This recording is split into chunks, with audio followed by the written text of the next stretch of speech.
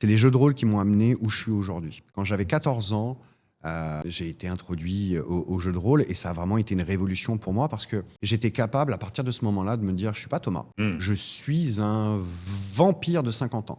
Comment un vampire de 50 ans, il se comporte? Comment un barbare, un rogue, c'est quoi son histoire? Moi, je suis un créateur de personnages.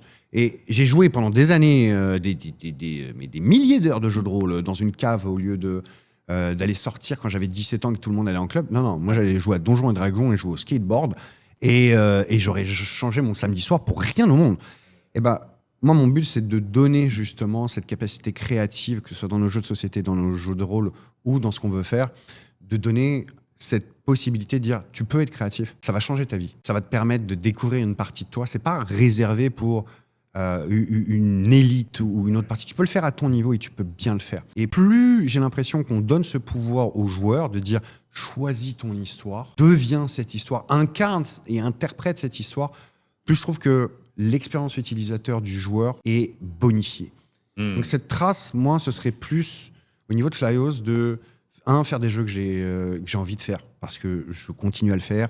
Même si je suis plus dans les mains du game design, je teste tout ce qui sort. Il n'y a rien de ce qui sort que j'ai pas touché, joué, validé et ainsi de suite. Je veux aussi le faire de manière éthique. Je veux aussi continuer à le faire. C'est pas parce qu'il y a des bas et des hauts de cash flow que je vais devoir prendre des angles morts ou des raccourcis qui sont pas moraux et éthiques. Si j'avais voulu faire ce genre d'attitude-là, je serais resté dans l'ancienne carrière où j'étais vendeur à la commission. J'ai changé ça parce que j'ai vu que même quand j'étais vendeur à la commission, j'étais capable de pas mentir, de pas transformer la réalité et j'avais des meilleurs résultats que mes collègues qui eux le faisaient. Et là, en fait, les gens ont envie de cette transparence, ont envie de ça. Et quand tu joues le jeu, oui, ça prend plus de temps. Mais c'est tellement plus payant à long terme de bien le faire. Gratifiant. C'est gratifiant et t'as pas besoin de te cacher, d'avoir un biais cognitif, de dire ouais, mais je fais ça temporaire. Non, la ligne, tu la connais.